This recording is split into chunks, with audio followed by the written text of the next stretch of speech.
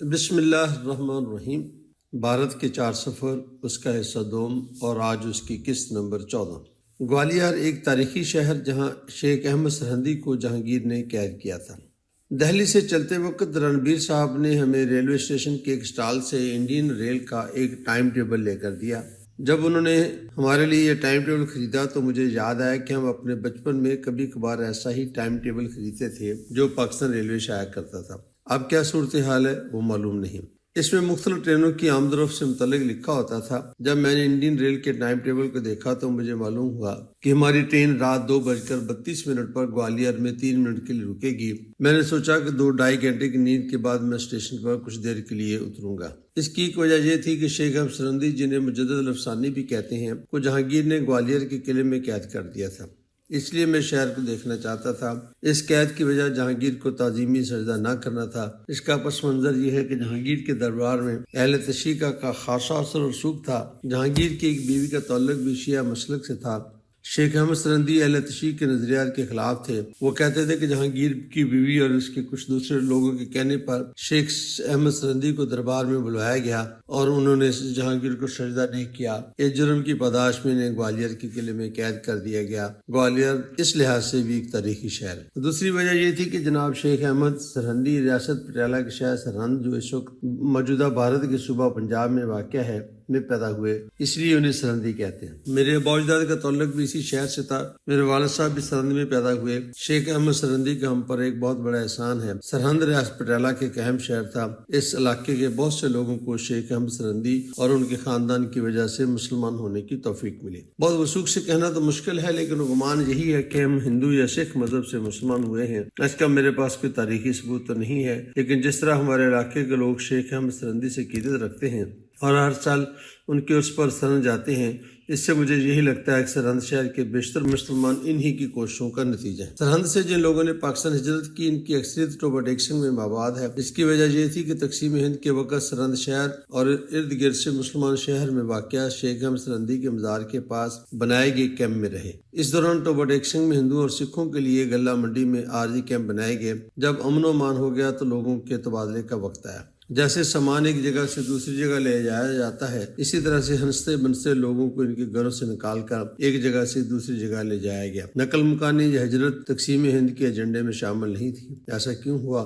کس نے اسے ایجنڈے کا حصہ بنایا؟ یہ بات کبھی تو ظاہر ہوگی۔ ٹوبا ڈیکسن جو ٹرین ہندو اور سکھوں کو لے کر ہندوستان گئی، ان میں سے اکثر لوگ دہلی میں آباد ہوئے۔ میرے بھارت کے آخری دور پر میری ایک صاحب سے ملاقات ہوئی جو ٹوبا ڈیکسن میں اس گھر کے ساتھ والے گھر میں رہتے تھے جہاں میری پیدائش ہوئی تھی۔ اس طرح سرہند شہر سے ایک ٹرین چلی جس میں ہمارا خاندان اور شہر کے باقی لوگ سوار تھے۔ یہ ٹرین ٹوبا ڈیکسن آ کر رکی۔ اس سے یہ ہوا کہ ایک ہی شہر کے لوگ ہجرت کر کے بھی ایک ہی شہر میں رہنے لگے، جس سے انہیں کوئی اجنبیت محسوس نہیں ہوئی۔ اکثر لوگ ایک دوسرے کو جانتے تھے اور ان کی آپس میں رشتہ داریاں بھی تھیں۔ سرحد سے محبت کے اظہار کے لیے ٹوبا ڈیکسن میں انہوں نے ایک کالونی بنائی جس کا نام سرہند کالونی رکھا گیا۔ ابھی بھی ہمارے خاندان کو لوگ سرہندی ہی کہتے ہیں۔ ہمارے اکثر گھروں کے نام کے سرہندی بھی لکھا ہوتا ہے۔ یہ وہ شخص ہے جس کی وجہ سے ہمارا خاندان مسلمان ہوا۔ وہ ہمارے لیے انتہائی قابل احترام ہے، اور گوالیار وہ جگہ تھی جہاں اس نے اپنے دین کی سربلندی کے لیے قید کر۔ ایک لمبے عرصے کی قید کے بعد جہانگیر نے انہیں رہا کر دیا اور بڑی عزت دے کر اپنے ساتھ دربار میں بٹھایا۔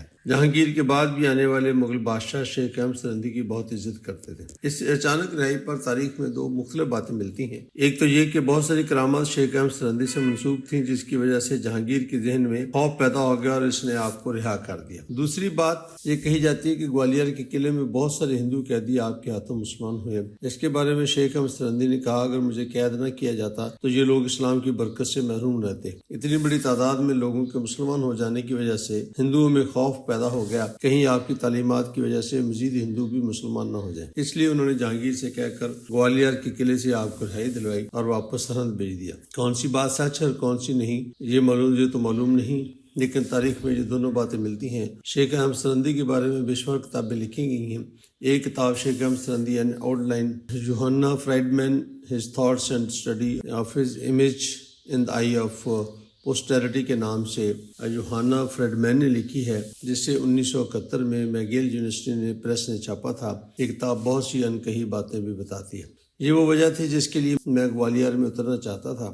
رات کا وقت تھا، لہذا زیادہ چیزیں بھی نہیں دیکھی جا سکتی تھیں۔ دوسرا یہ کہ ٹرین کا اسٹاپ بھی صرف 3 منٹ کا تھا، لیکن میں پھر بھی اتر گیا، صرف اس سرزمین سے ایک رشتہ جوڑنے کے لیے جس سرزمین نے ہمارے محسن شیخ احمد سرہندی کو اپنا دی تھی۔ میں نے ایک اسٹال والے سے پوچھا کہ یہاں پر گوالیار کا قلعہ کس طرف ہے۔ اس نے مجھے بتایا کہ یہاں سے 5 میل کے فاصلے پر پہاڑی کے اوپر یہ قلعہ موجود ہے۔ میں نے اس قلعے کی سمت پوچھی اور اس نے شمال کی طرف اشارہ کیا۔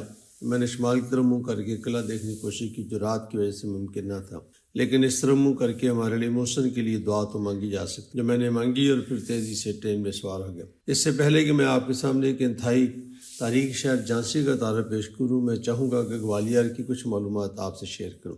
علامہ اقبال نے شیخ احمد سرہندی صاحب کو ان الفاظ میں نذرانہ عقیدت پیش کیا ہے: حاضر ہوا میں شیخ مجدد کی لحد پر، وہ خاک کے ہے زیر فلک مطلع انوار، اس خاک کے ذروں سے شرمندہ ستارے، اس خاک میں پوشیدہ ہے وہ صاحب اسرار، گردن نہ جھکی جس کی جہانگیر کے آگے، جس کے نفس گرم سے ہے گرمی احرار، وہ ہند میں سرمایہ ملت کا نگہبان، اللہ نے بروقت کیا جس کو خبردار، کی عرض یہ میں نے کہ عطا فکر ہو مجھ کو، آنکھیں میری بینا ہے ولیکن نہیں بیدار، آئی یہ صدا سلسلہ فخر ہوا بند، میں اہل نظر کشور پنجاب سے بیزار، عارف کا ٹھکانہ نہیں وہ خطہ کہ جس میں پیدا کل ہی فقر سے ہو ترائے دستار، بانی کلہ فقر سے تھا ولولائے حق، تروں نے چڑھایا نشہ خدمت سرکار۔